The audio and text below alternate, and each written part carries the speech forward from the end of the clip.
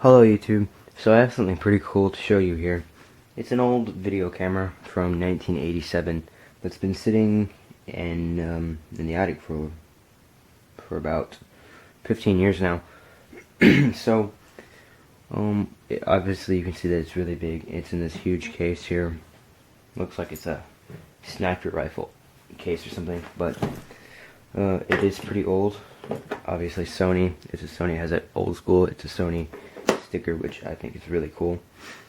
And I don't know if you can see it here on the screen. If I can just move it so you can maybe see it. Maybe you can see it.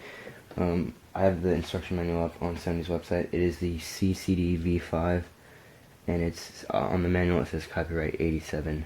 So yeah.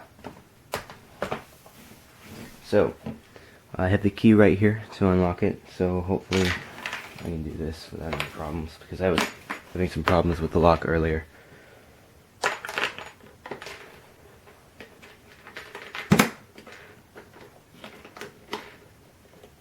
Okay, well the key's not coming out, so just leave it there. But you pull these little tabs, and it opens up like this.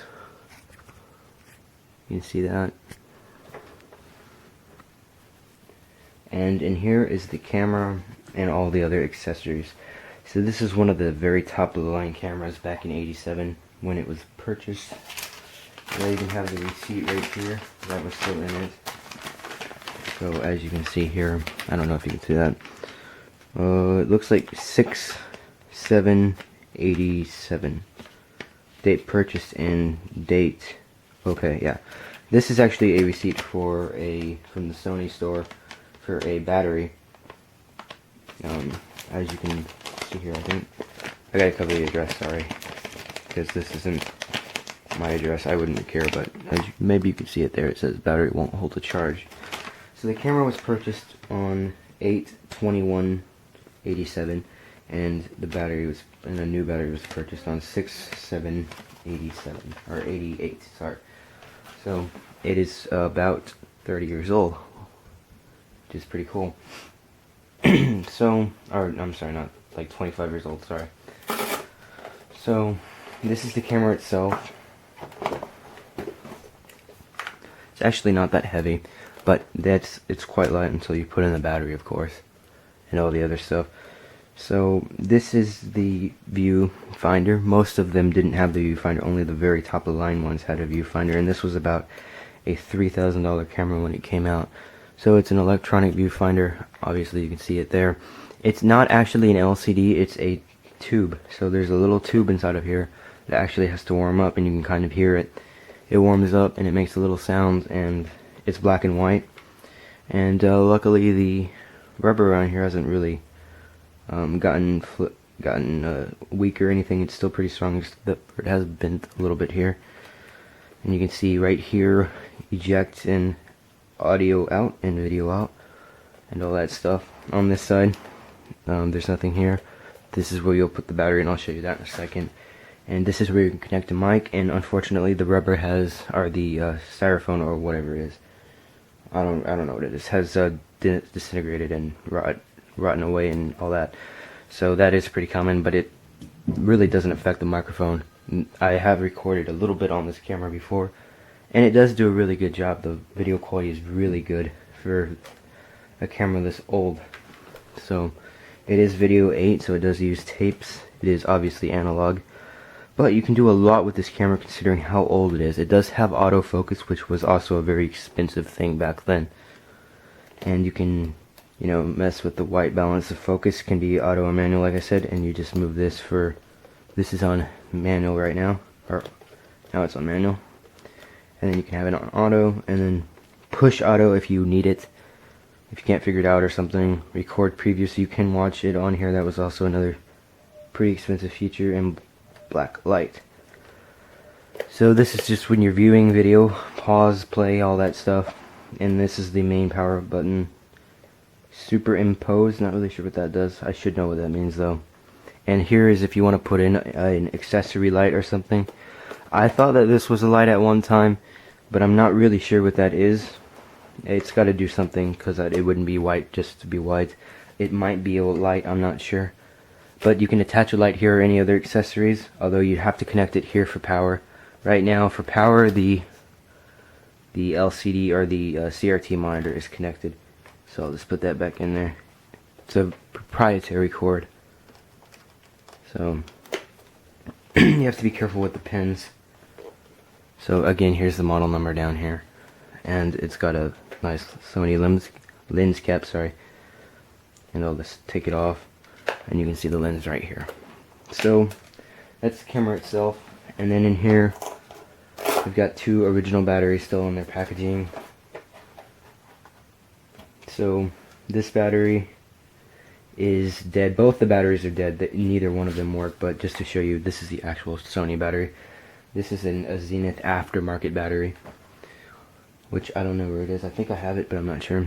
So NP22 rechargeable battery pack. Obviously it's been dead. It's been sitting in a case for 15 years, so just a standard box. The battery itself, it's not very heavy. It's not as heavy as you'd think it'd be. Or the Zenith battery is in here. Well, it was good at one time, but it's not anymore. So this is the Zenith battery. I guess that's what Sony gave to replace it for some reason. So yeah, just a standard battery, not that heavy. And then in here is the charger. So to charge it, and I have it right here, this just plugs in normally, and I don't know, it doesn't really have a model number or worldwide or something. Oh yeah, right here. So yeah, you would put it in here, or the other way, for the charger, and then for the battery, you just stick it in this other side, and it will say charge. Obviously it's not going to charge. It looks kind of greenish in the video, but it's actually orange.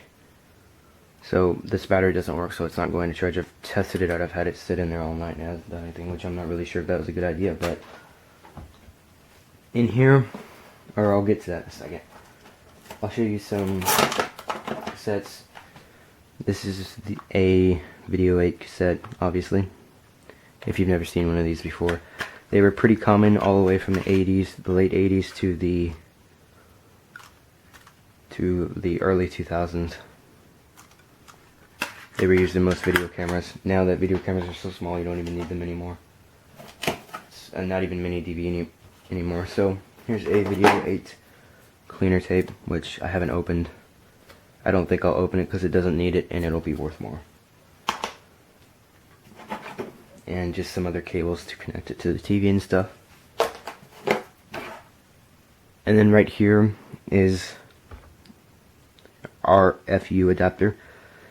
So back when you didn't have these connectors, the the red, white, and yellow cables, you'd plug it into here, or you'd plug this into the camera, and then you'd plug this into your TV for the VHF, because a lot of TVs didn't have that back then. So yeah, pretty interesting. And then if you want it on channel 3 or channel 4, because you might have a VCR or something. And then here's just another converter for whatever reason you might need that. And that's about it for that, for accessories. Now this thing is what you will put to the camera, and you can see that this has the record button, and there's a little cover to cover that. And that's how it communicates with the camera, and this is where you put the battery. Okay, so I had a little trouble putting it on, but anyway, you take this, and this is the charger. You can use this with the charger or of course the battery, either way, and you just slide it in, and it'll click and you can hear the camera instantly turn on. It was already on, so I'll just put it on off again. So that's how you do that. And then right here was a Sony logo, but I think I have it somewhere, but I'm not sure where it is. It just fell off. So it's not really that heavy. I can hold it with one arm. It's very light. It's not very heavy, and it fits really well. You can of course adjust this any way you'd want it. So I guess now I'll just turn it on, and we'll put it on camera for right now. And you can see that it automatically tries to focus, because I have autofocus on, and you can see in there's the tube.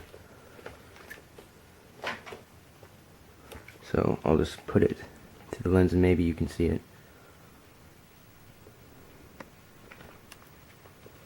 So low light, then I'll just zoom in a little bit. do some stuff like that. And like I said, it is black and white, so no color. So the viewfinder does work all the way, and maybe you can hear it. You can hear, I'm not sure if that's the camera or the viewfinder, but I'll just eject the tape now so you can see what it looks like. It's kind of loud.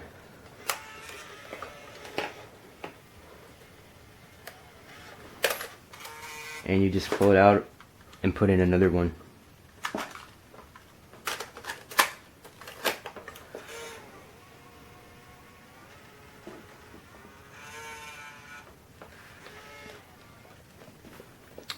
So it is a pretty simple thing, as long as you know what the buttons are and everything. It takes a little bit of getting used to. Actually, what I want to do is get a capture card and maybe use this to make a few YouTube videos just for fun. Should be pretty interesting. But it still works completely as if it was new, except for the battery, which really isn't a big deal. But it can be mounted on a tripod, as you can see here. And you can adjust the viewfinder here with the slide. You can slide it back and forth whichever way you want it. So really, that's about it. It's a really nice camera, and hopefully I'll be able to figure it out and make a few YouTube videos on it just to show you how it looks and stuff. So thanks for watching.